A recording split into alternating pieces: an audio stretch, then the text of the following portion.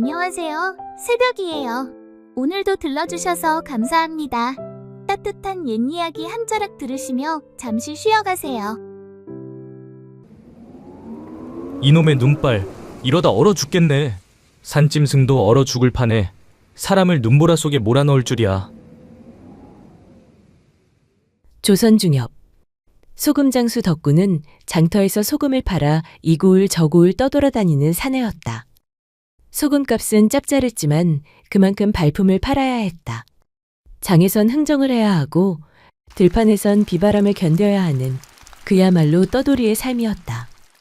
그날도 마을 장터에서 소금을 팔고 산길로 접어들었는데 하늘이 심상치 않았다.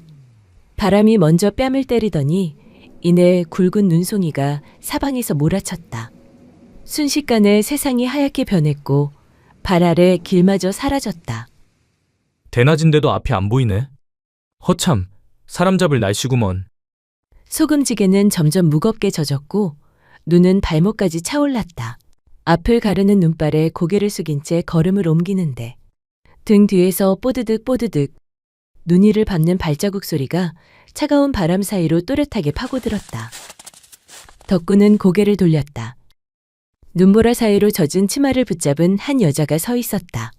머리칼은 흩어져 얼굴에 붙었지만 입가에는 묘하게 해맑은 웃음이 걸려 있었다. 아니, 이 눈에 뉘시오? 지는 복희라고 하는데요? 그 말과 함께 복희는 한 발짝 앞으로 나섰다. 그러나 눈보라는 점점 거세졌고 시야는 더욱 좁아졌다. 산짐승 울음 같은 바람 소리에 덕구는 본능적으로 어깨를 움찔했다. 그때 복희가 갑자기 말했다. 오라버니, 이대로 가다간 얼어 죽을 거유. 지가 아는 데가 있으니 어여 따라오셔요. 치마를 걷어준 복희는 눈밭을 헤치며 능숙하게 산비탈을 타고 올랐다. 덕구는 잠시 망설였으나 이대로 가다간 정말 목숨을 잃을 수 있겠다 싶어 그녀를 따라갔다. 바위가 벽처럼 솟은 곳에 어둠 속으로 숨은 동굴이 나타났다. 안쪽은 바람이 막혀 한결 따뜻했고 복희는 구석에 쌓아둔 마른 장작을 꺼내들었다. 여기 앉아요. 제가 불 피울게요. 눈 피할 땐 이만한 데가 없구만요. 복희는 두 손을 비벼 불씨를 붙이며 이제 금방 따뜻해질 거예요. 하고 싱긋 웃었다. 손놀림이 서툴 줄 알았는데 불씨는 금세 살아났다. 덕구는 불빛에 비친 복희의 얼굴을 보며 문득 물었다. 근데 댁은 왜 날 따라왔어? 아님, 원래 가던 길이었어? 복희는 불꽃을 보며 어깨를 으쓱했다. 글쎄요, 오라버니가 길 잃고 헤매는 게 보여서. 눈보라에 사람 하나쯤 있으면 덜 무섭잖아요. 동굴 안에 불길이 활활 타오르자 밖에서 몰아치는 눈보라 소리는 멀어졌다. 벽에 기대어 앉은 덕구는 지게를 내려놓고 두 손을 불 가까이 뻗었다. 복희는 치마자락을 말아 무릎 위에 올리고 젖은 버선발을 불에 쬐었다. 이런 데가 있는 줄은 몰랐어. 여긴 아는 사람이 없을 거구만요. 지만 아는 비밀 동굴이에요. 허, 비밀 동굴이라. 그런데 댁은 왜 날 도와준 거요? 이 눈발에 소금 지고 가다간 얼어 죽을 게 뻔하잖아요. 그걸 어찌 보고만 있나요? 바깥에선 여전히 눈이 휘몰아쳤고 동굴 안은 점점 따뜻해졌다. 덕구의 지친 몸은 불가에 앉자마자 풀려버렸다. 나른함이 몰려오며 무거워진 눈꺼풀을 더는 버틸 수 없었다. 덕구는 어느새 깊은 숨을 내쉬며 잠에 빠져들었다. 얼마나 잤을까? 몸이 이상하게 포근한 기운에 감싸여 있는 걸 느낀 덕구는 눈을 떴다. 그리고 바로 눈이 휘둥그레졌다. 아니, 이게 뭐여? 옆에서 복희가 두 팔로 덕구를 감싸 안은 채 가슴팍에 얼굴을 꼭 파묻고 있었다. 그녀의 숨소리는 고르고 잔잔했으며 얼굴은 홍시처럼 발그레하게 물들어 있었다. 덕구는 기가 막혀 헛웃음을 터뜨렸다. 아이고 참, 별 해괴한 처녀를 다 보겠네. 이런 식으로 사람 놀래키면 쓰워.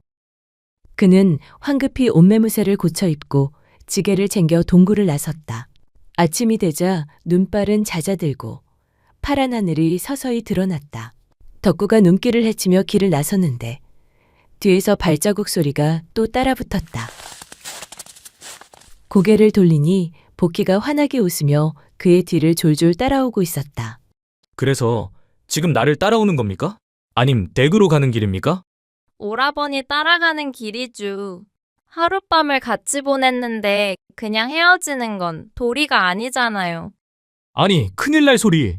우리가 뭐 아무것도 한 것도 없는데 그게 무슨 소리요? 복희는 대꾸 대신 해맑게 웃으며 눈길을 앞서 걸었다. 터벅터벅 눈길을 걷던 중 꼬르륵 하는 소리가 고요한 산중에 울려 퍼졌다. 덕구가 옆을 흘끗 보니 복희가 머리를 극적이며 민망하게 웃었다. 하루를 굶었더니 덕구는 잠시 걸음을 옮기다가 앞쪽에 걸린 주막 간판을 보고 발걸음을 멈췄다. 따라오시오. 어딜요? 배꼽 소리 들으니 내가 다 창피하네. 주막이나 들립시다. 말은 시큰둥했지만 발걸음은 주막 쪽으로 향했다. 복희는 그 뒷모습을 보며 슬며시 미소를 지었다. 주막 안은 장작불 냄새와 된장국 향이 뒤섞여 푸근했다. 덕구는 복희를 구석자리에 앉히고 주모에게 밥 2그릇을 주문했다. 복희는 숟가락을 잡자마자 허겁지겁 밥을 퍼먹기 시작했다. 눈치라고는 전혀 모르는 그 모습이 덕구 눈엔 괜스레 안쓰럽게 보였다. 그때 옆에서 술잔을 닦던 주모가 눈을 가늘게 뜨고 다가왔다. 아니, 복희 아니여? 세상에 어디서 만났소? 아는 사람은 아니고 눈길에서 길 잃은 걸 만나 데리고 왔소. 허허, 그렇구만. 복희야는 부모는 진즉 세상 떠나고 친척집 돌아다니며 눈치밥 먹는 아이지. 근데 주모는 잠시 말을 멈추더니 살짝 몸을 기울여 덕구 귀에 속삭였다. 저 아가 좀 모자라유. 마을 사람들은 바보 복희라 부른다오. 덕구는 시선을 돌려 복희를 바라봤다. 복희는 밥풀을 잔뜩 입가에 묻힌 채 숟가락을 쥔 손을 멈추고 해맑게 웃고 있었다. 그 순간 덕구의 가슴 한켠이 묘하게 저릿해졌다. 밥을 다 먹고 덕구가 자리에서 일어섰다. 그럼 여기서 헤어집시다. 덕분에 하루 잘 보냈소. 그렇게 뒤돌아섰는데 눈치도 없이 복희가 다시 그 뒤를 졸졸 따라왔다. 아니, 왜 자꾸 따라옵니까? 오라버니, 저 데리고 살아주시면 안 될까요? 뭐요? 나 참. 덕구는 어이가 없어 잠시 말문이 막혔다. 복희는 멈추지 않고 능청스럽게 말을 이었다. 우리가 그냥 사이도 아니잖아요. 눈보라치는 산길에서 어두운 동굴 불빛 아래서 하루를 보낸 사이인데 이대로 가는 건 아니죠. 지금 나더러 그쪽이랑 뭐. 나 참 기가 막혀서. 지가요. 갈 곳이 없구만요, 지가. 그 말에 덕구는 잠시 그녀의 발끝을 내려다봤다. 눈에 젖어 눅눅해진 버선 끝이 딱딱하게 얼어 있었다. 그 속에 발가락까지 시린 기운이 전해지는 듯해 한숨이 절로 새어나왔다. 따라오시오. 단 하루 이틀만이요. 알겠소? 고마워요. 근데 오라버니 참 착하구만요. 갈 곳 없는 여자를 눈앞에 두고 가는 건 사람의 도리가 아니었다. 그 길로 덕구는 복희를 데리고 집으로 향했다. 대문이 덜컥 열리자 눈발 사이로 지게를 맨 덕구가 들어섰다. 오랜만에 보는 아들 모습에 방 안에서 나물 다듬던 어머니가 고개를 번쩍 들었다. 그런데 그 뒤로 젖은 치마를 꼭 쥐고 해맑게 웃는 처녀 하나가 따라 들어왔다. 아니, 저 처녀는 또 누구여? 눈길에 갇혀서 하루만 신세 좀 지게요. 지는 복희라고 해요. 오늘부터 여기서 살 거구만요.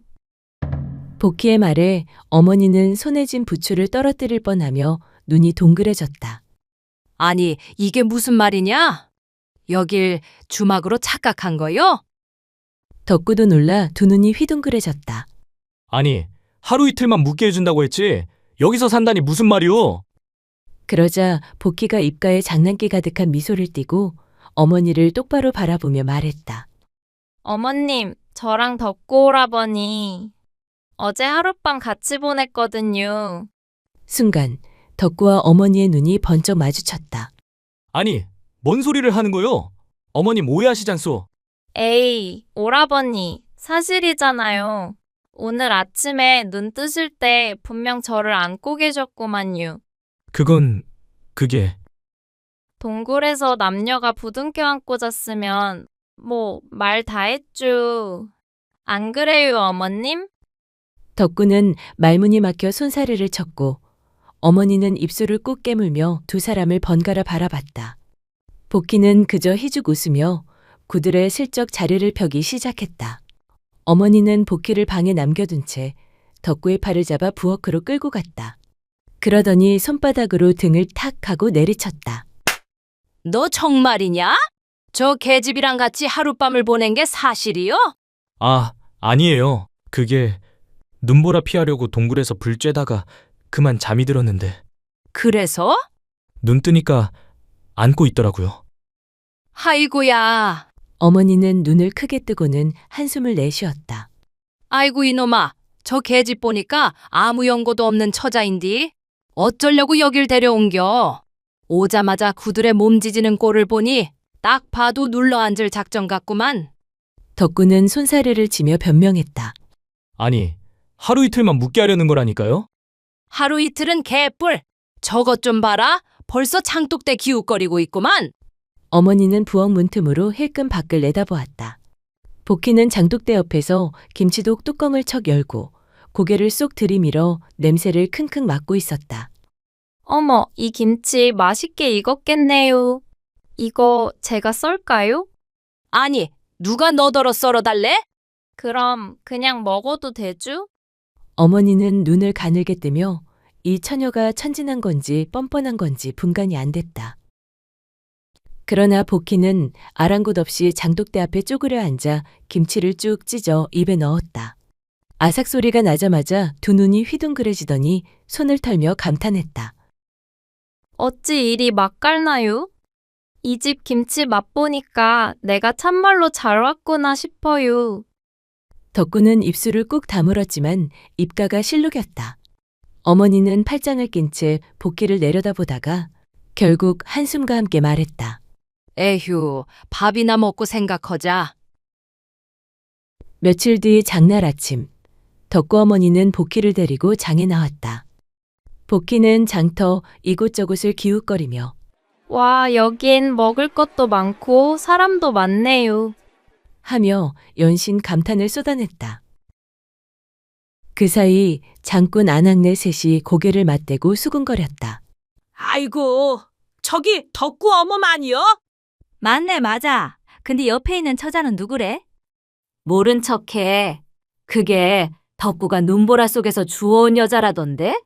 아, 바보 복희. 저 처자가 영 모자란다던디. 하이고, 덕구 눈 높아서 장가 못 간다더니 하필 바보 처녀를 데리고 살 줄이야. 참말로 그 집도 재밌게 됐구먼. 이야기가 점점 커지자 덕구 어머니의 귀끝이 벌겋게 달아올랐다. 에구, 사람 입이 밥보다 가벼우니 원. 헛소리 좀 작작들해. 그때 멀찍이서 구경하던 복희가 희죽 웃으며 안악내들 앞으로 성큼 다가왔다. 다들 지 얘기 하시는 거죠? 동굴에서 덕구 오라버니랑 하룻밤 잤슈. 그래서 시집 왔구만요. 안악내 셋은 눈을 동그랗게 뜨고 서로를 쳐다봤다. 그 틈을 놓치지 않고 복희는 신나서 말을 이어갔다. 그날 눈보라가 얼마나 몰아쳤는지. 오라버니랑 불 쬐다가 그만 같이 자버렸지 뭐예요. 남녀가 부둥켜 안고 잤으니 그게 뭐겠어요? 안악내들이 서로 눈짓하며 수군거리는 사이 어머니는 얼굴이 활활 달아올라 복희 손목을 덥석 잡아 끌었다. 아이고, 제발 입 좀 다물고 다녀. 입을. 왜요? 좋은 얘긴데. 다들 웃고 계시잖아요. 웃는 게 아니여, 이거사. 하고 이를 갈며 복희를 장터 한쪽으로 끌고 갔다. 장에 다녀온 지 얼마 되지 않아 덕구가 지게를 메고 마당으로 들어서자 대문 앞에서 기다리고 있던 어머니가 두 팔을 허리에 얹고 버럭 소리를 질렀다. 이놈아, 하루 이틀이 벌써 열흘이여. 아니, 동네 소문이 벌써 장판 5일장만큼 퍼졌어. 너 장가 다 갔다 이놈아. 알아 몰라? 덕구는 흠칫 놀라 지게를 내려놓고 고개를 긁적였다. 아니, 어머니. 그게 하지만 어머니의 성난 목소리는 멈추지 않았다. 너 계속 복희자를 여기 둘 거요? 동네서 다들 바보 처녀 데리고 산다 그러고 아낙네들이 장터에서 나한테 눈짓하는 거 내가 다 봤다 이놈아. 덕구는 난감한 표정으로 숨을 길게 내쉬었다.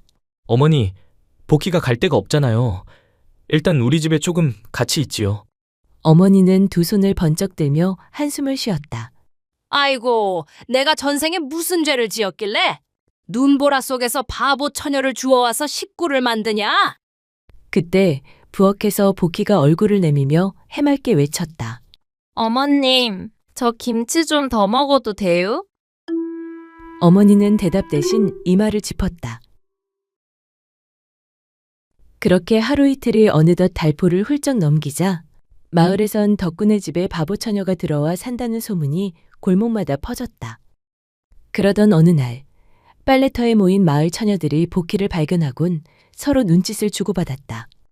그리고는 슬쩍 다가가서 빙 둘러쌌다. 복희야, 덕구 오라버니한테 이쁨 받는 비법 알려줄까? 정말요? 뭔데요? 저기 개울가 알지? 한밤중에 달빛이 물 위에 비칠 때 그물에 세수하면 얼굴이 환해진대. 근데 그냥 세수만 하면 안 돼. 치맛자락 바짝 걷어서 몸이 바는 물 속에 있어야 효과가 있대. 옆에서 처녀들이 웃음을 꾹 참으며 맞장구 쳤다. 그래야 물속 달빛이 몸속까지 들어간다니까. 복희는 입이 벌어질 정도로 눈을 크게 뜨고 순진하게 고개를 끄덕였다. 그 말이 참말이에요? 그렇다니까. 내가 너한테 거짓말 하겠니?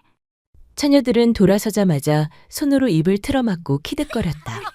아이고 저 바보. 이 엄동설 안에 나갔다가 얼어붙는 거 아니야? 다른 처녀가 피식 웃으며 맞받았다. 글쎄 말이야. 근데 진짜 나가면 웃기겠다. 처녀들은 돌아서서 키득거리며 비웃었지만 복희는 그 말만 철석같이 믿었다.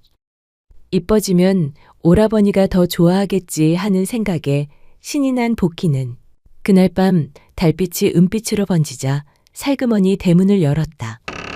손에는 작은 바가지를 들고 조심스레 개울가로 향했다. 차가운 바람이 뺨을 스치고 발밑에 눈이 뽀드득 뽀드득 소리를 냈다. 달빛에 반짝이는 개울가가 가까워지자 복희의 발걸음이 빨라졌다. 그녀는 조심스럽게 발끝을 담그더니 주저없이 물속으로 한 걸음, 두 걸음 더 들어갔다. 차가운 물이 무릎을 넘고 종아리를 타고 올라왔다. 차갑네. 그래도 예뻐지려면 참아야지. 몸이 반쯤 잠기자 복희는 양손으로 물을 떠 얼굴에 척척 끼얹었다. 그러고는 별빛이 반짝이는 물속을 멍하니 바라보았다. 한편 장터에서 늦게 돌아온 덕구. 어머니, 복희는요? 몰라. 저녁 먹고 나선 안 보이던데? 순간 덕구 얼굴이 굳었다.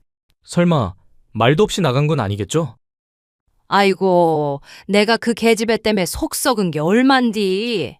알아서 지 갈 길 가면 좋은 거 아니여? 뭘 찾으러 나가려고 그래? 찬바람이 매섭게 불었다. 덕구는 혹시나 하는 마음에 이곳저곳을 헤매다 개울가에 다다랐다. 달빛 아래 복희는 치마를 걷어 차가운 물에 몸을 담그고 있었다.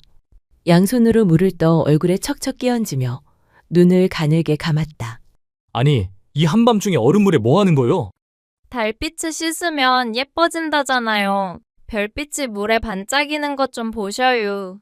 오라버니, 저 좀 예뻐졌죠? 복희의 뺨은 홍시처럼 시뻘겋고 입술은 추위에 퍼렇게 질려 덜덜 떨고 있었다. 덕구는 혀를 차며 성큼 다가가 주저없이 복희를 번쩍 업었다.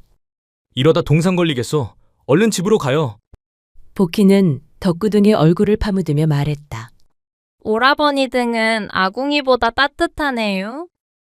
달빛 속에서 덕구의 깊은 한숨과 복희의 해맑은 웃음소리가 함께 번져나갔다. 찬바람을 가르며 덕구가 복희를 업고 마당에 들어섰다. 등에 매달린 복희는 여전히 희죽 웃고 있었고 덕구는 이마에 땀이 송골송골 맺혀 있었다. 부엌에서 장작을 패던 어머니가 고개를 들더니 눈을 동그랗게 떴다. 아니, 이 밤중에 뭘 하다 엎혀 들어오냐? 개울가에서 몸 담그고 얼굴 씻고 있었답니다. 아이고, 미쳤구먼, 이 날씨에. 그 몸뚱이로 얼음장 물에 들어갔다간 뼛속까지 얼어붙을 뻔했네. 복희는 등에 매달린 채로 손을 내밀며 해맑게 말했다. 어머니, 걱정 마셔요. 오라버니 등이 따뜻해서 벌써 다 녹았어요. 어머니는 두 손을 허리에 얹고 덕구를 위아래로 훑어보더니 코웃음을 쳤다. 허허, 이놈아. 네 등이 저렇게 따뜻하니 이 계집은 이제 죽어도 안 나가겠구먼. 덕구는 대꾸 대신 복희를 방에 내려놓으며 고개를 절레절레 흔들었다. 그 이후로 복희의 소동은 이어졌다. 맑은 날, 덕구 어머니와 복희는 개울가로 빨래를 하러 갔다. 복희는 빨래 방망이를 퍽퍽 치며 신나게 노래를 불렀다. 빨래를 다 헹군 복희가 개울가에 널어놓은 빨래 중 하나를 번쩍 들더니 동네 아낙네들에게 활짝 웃으며 외쳤다. 이거 제가 빤 거예요. 아주 잘 빨았쥬? 아낙네들이 고개를 끄덕이며 가까이 와서 보는데 그게 다름 아닌 덕구의 커다란 빤스였다. 아낙네들이 서로 눈짓하며 킥킥거렸다. 아이고야, 민망해라. 저거 덕구 속고의 아니여? 참나, 저리 당당하게 들고 자랑하는 처녀는 처음 보네. 덕구 어머니는 얼굴이 벌개져 복희팔을 탁 치며 말했다. 아이고, 그것 좀 내려놔. 그걸 왜 사람들 앞에서 흔들고 자빠졌냐? 아니, 뭐 어때서요? 누리끼리 하던 게 이렇게 새하얘졌는디. 잘 빨았다고 자랑한 건데요. 아낙네들 웃음소리에 개울가가 떠들썩해졌다. 복희는 왜 웃는지 모른 채 물살에 빨래를 한 번 더 퍽 하고 담갔다. 그날 저녁 덕구가 장에서 돌아오자마자 어머니가 팔짱을 끼고 서 있었다. 네 부끄러운 속고이를 온 동네 아낙들이 다 봤다. 그거 들고 자랑질을 하고 있더라? 아니, 누가요? 누가긴? 네 옆방에 사는 그 계집이지? 복희가 부엌 문틈에서 희죽 웃으며 고개를 내밀었다. 오라버니, 제가 깨끗하게 빨아서 말려놨으니 내일 입으시면 돼요. 아니, 속구이를 사람들 앞에서 흔들고 다니면 어쩌자는 거요? 그게 뭐 어때서요? 뽀얗게 잘 빨았다고 칭찬도 받았는디. 덕구는 한숨을 쉬다. 결국 웃음이 터졌다. 참나, 당신은 부끄럽다는 게 뭔지도 모르는구먼. 그런 건 몰라도 오라버니 속고에 빨면 기분 좋아하실 거라는 건 알죠. 덕구는 머리를 극적이며 부엌으로 들어갔다. 그 뒷모습을 보며 어머니가 중얼거렸다. 에휴, 속도 다 보여주고 옷도 다 빨아주고 그냥 이참에 한 방을 써라 둘이. 그 후로 복희는 점차 덕구네 집에 스며들었다. 처음에는 그저 덕구 뒤를 졸졸 따라다니며 밥 얻어먹는 처녀쯤으로 여겨졌지만 시간이 지날수록 집안 구석구석에 복희의 손길이 묻어나기 시작했다. 쌀독 옆에 놓인 물독이 비어있으면 냉큼 채우고 손이 야무져 집안일은 물론 밭일까지 척척 해냈다. 길가에 서 있는 노파가 무거운 짐을 들고 있으면 할머니, 그거 제가 들어드릴게요. 하며 냉큼 달려가 짐을 받아들었다. 어느 날 오후 대문이 쾅 열리더니 복희가 숨을 헐떡이며 들어왔다. 그 뒤엔 6살쯤 되어 보이는 꼬마가 눈물과 콧물로 얼굴이 범벅이 된 채 서 있었다. 어머니, 이 아이 길을 잃었대요. 집이 어딘지 모른다 해서 데려왔어요. 아이고, 남의 집에를 왜 데려와? 그냥 두고 오면 위험하잖아요. 그럼 금방 찾아주고 올게요. 그리고는 아이 손을 꼭 잡고 이웃집 골목부터 장터 어귀까지 샅샅이 발품을 팔았다. 해가 기울고 달빛이 번지려는 찰나 마침내 아이 부모를 찾아냈다. 다음 날 고마움의 표시라며 보리쌀 서말과 마늘꾸러미가 덕분에 마당으로 들어왔다. 그걸 본 어머니는 슬쩍 중얼거렸다. 바보는 맞는데 참 마음은 곱네.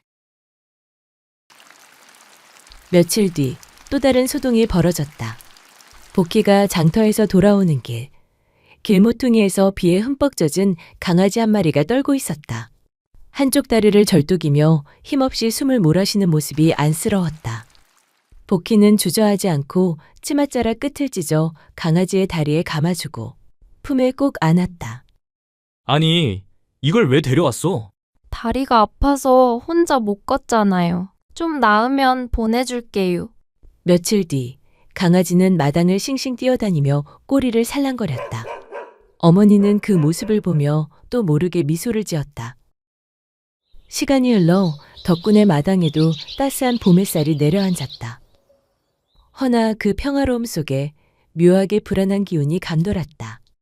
평소 부엌과 장독대를 부지런히 오가던 덕구 어머니가 그날은 아침부터 방에 누운 채 일어나질 않는 것이었다.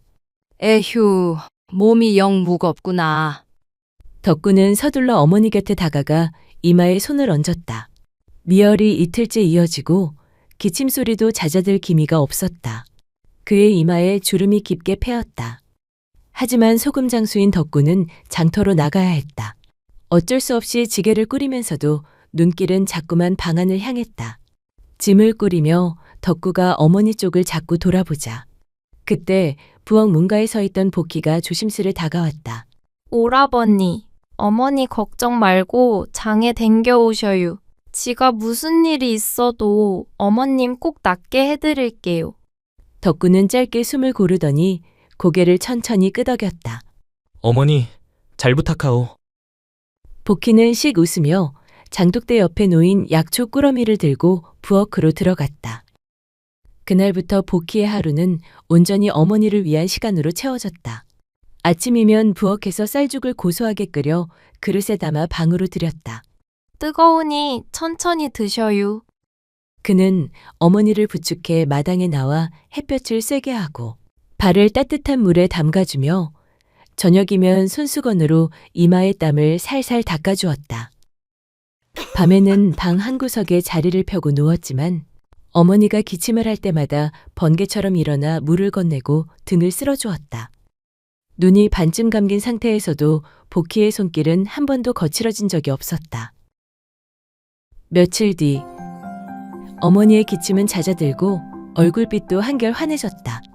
마당에 나와 햇살을 쬐던 어머니가 덕구를 불렀다. 네가 없는 동안 복희가 날 얼마나 정성껏 봐줬는지 아니? 밥부터 약까지 밤새 옆에 붙어서 지켜줬다. 덕구가 복희를 바라보자 복희는 손사래를 치며 씩 웃었다. 아니 뭘 그런 걸 갖고요. 당연히 지가 해야죠. 겉은 허술해 보여도 속은 여물었어. 네가 장가를 가더라도 이만한 며느리는 찾기 힘들다. 보다 보니 인물도 참말로 곱다야. 그날 밤 덕구는 말없이 복희를 데리고 들판 쪽으로 걸음을 옮겼다. 달빛 아래서 복희가 돌아보자 그는 잠시 말없이 그녀를 바라보다가 천천히 입을 열었다. 그날 눈보라 속에서 만난 게 참 묘한 인연이었어. 그쵸? 그래서 제가 말뚝 받고 살겠다 했잖아요. 이제 그 말뚝은 내가 박아주리다. 우리 혼인합시다. 복희는 두 손으로 얼굴을 가리며 깔깔 웃었다. 그럼 이 집은 이제 제 집 되는 거죠? 아니, 우리 집 되는 거요. 달빛 아래 들판에 앉은 복희의 웃음소리가 바람을 타고 멀리 퍼져갔다. 혼례날 마을 사람들은 모두 덕군의 마당에 모였다. 잔치상 옆에는 웃음꽃이 피었고 하객들의 수군거림이 이어졌다. 바보라더니 저 복희가 덕구 집에 복을 들였네. 그러게 사람은 겉이 아니라 속을 봐야 한다니까? 덕군은 혼례상 옆에 앉아있는 복희를 보며 웃음을 참았다. 그때 복희가 몸을 살짝 기울여 소곤거렸다. 오라버니, 그럼 우리 오늘부터 한 방 쓰는 거 맞죠? 덕군은 기침을 하며 주변을 둘러봤다. 어머니와 하객들이 동시에 어머나 하고 웃음을 터뜨렸다. 왜요? 부부가 같이 자는 게 당연한 거 아니에요? 그 말에 마당 가득 웃음이 퍼졌다. 따뜻한 봄 햇살 속에서 덕군의 집에는 예전보다 더 큰 웃음과 복이 깃들어 있었다.